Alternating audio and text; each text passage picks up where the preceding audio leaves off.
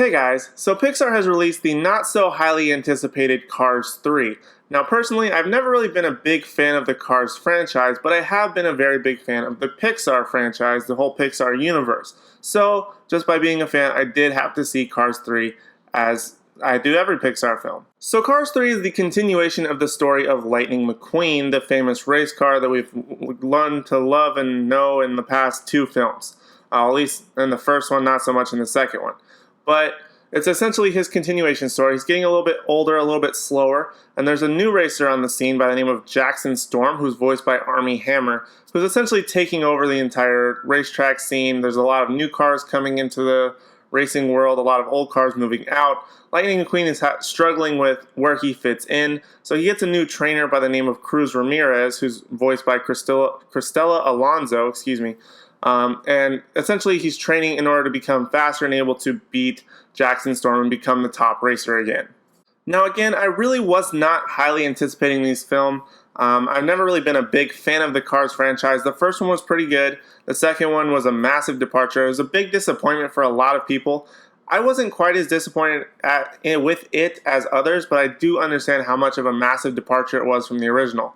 Now this third installment gets a little bit more back to those roots. It follows a very similar storyline as the first film, sort of a lot more a rough and tumble, not necessarily rough and tumble, but more of an origin, sort of getting back to where you need to be, becoming a little bit more humble, and training yourself to become better, not only at, like Lightning McQueen's instance, not only becoming faster and a better racer, but becoming a better person, or car, I guess.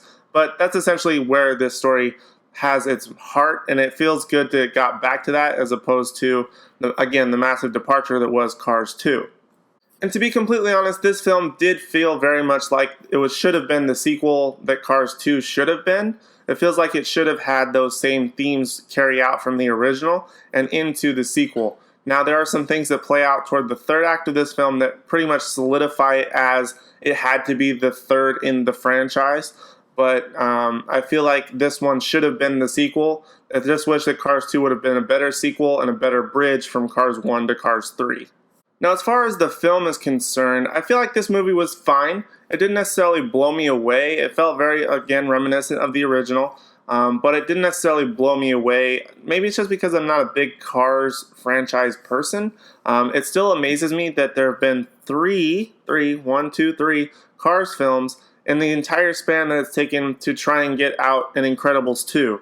Like, I don't know how that happened, but I'm still waiting for my Incredibles 2. Get on that, Pixar. But anyway, back to Cars 3. So Cars 3, the visuals, of course, are going to be amazing. Pixar has had that locked down for quite some time. Disney itself has had it locked down, and they continue to improve. Now, I say the visuals are good in this movie.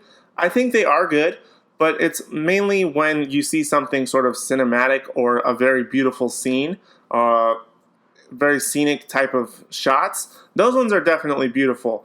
For me, it's just very hard to see and really be in awe of Pixar for the Cars franchise, because unless it has those backdrops that are actually really beautiful, I don't feel like they're as realistic or as detailed as other films of the franchise, or other films in the Pixar universe.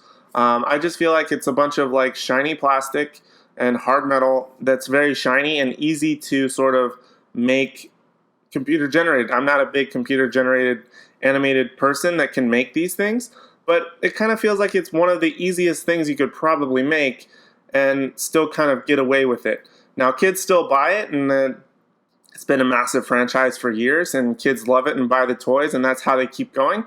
And that's great for them. But I just feel like that the Cars franchise just doesn't really give you the depth that a lot of the other franchises in the Pixar universe can give you. Like with Monsters Inc. and Monsters University, like the hair, like on Sully, and like skin textures, things like that.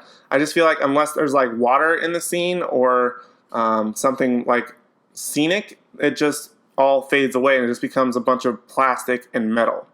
As for the voice acting, it's fine. I mean, it's pretty standard. I mean, I don't really know. There's not a whole lot that jumps out at me. But the character that really stood out in this movie is Cruz Ramirez, Lightning McQueen's sort of trainer. She's a female, again, voiced by Cristela Alonso. Kind of a newcomer to the scene, really. But she trains Lightning McQueen, and she actually is the best character of the entire, I would probably say, the entire Cars franchise. She has the most interesting arc. She has the most interesting story. I really hope that if they do continue the Cars franchise, that they sort of piggyback off of her rather than Mater, kind of like how they planned with Cars 2. She just has a lot more depth to her. She has a lot of the qualities of Lightning McQueen, but she's still sort of that innocence, has that innocence to her that really is appealing. And she's actually a really great female character. I guess for a lot of a lot of little girls, or I guess all the female cars out there, to look up to and to really have a really strong female animated character. Of course, they're all the princess ones, but I'm excluding those ones. I mean, Dory is also a really great Pixar character for girls to follow, but I feel like Cruz Ramirez has a little bit more of that depth, that she doesn't necessarily rely on that crutch of her disability that kind of Dory does. Not to say that Dory relies on a crutch of disability, but I feel like that's her main sort of thing. I feel like Cruz Ramirez is just a lot more well-rounded character that a lot more girls and people in general can relate to and be able to follow a little bit easier. Now, in terms of story, this film, again, very much parallels a lot of the arcs that the first one did, but I feel like it was probably one of the better stories, and I think maybe because of the addition of Cruz Ramirez and Lightning McQueen literally having to go from on top to having to literally climb his way back and find a way to overcome these newcomers with their new technology and things like that. I think that was actually a lot of fun. Now, my biggest complaint in regards to that, and probably towards the whole movie in general, is that it takes half the movie for this movie to really get interesting. I was pretty bored through the first half of the movie. It really didn't captivate me and really feel very interesting whatsoever. But once we really get out of the whole racing scene with Lightning McQueen and Cruz Ramirez, and we're sort of in that training period and trying to get back on top, that's really where it gets more interesting. But the first half is just really boring. And that's kind of a disappointment, considering that this movie is only about an hour and a half, and it takes about 45 minutes for it to get interesting. So I feel like this movie was a bit boring in the first half, but it does kind of pay off in the second half with some pretty good scenes and some pretty good action, things like that, that really captivate you and make it a lot more interesting.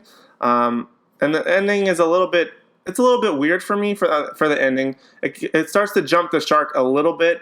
I'm glad they stopped it when they did, but it still jumped it just a tiny bit in my opinion. So the question that you really have to ask yourself is Cars 3 worth it?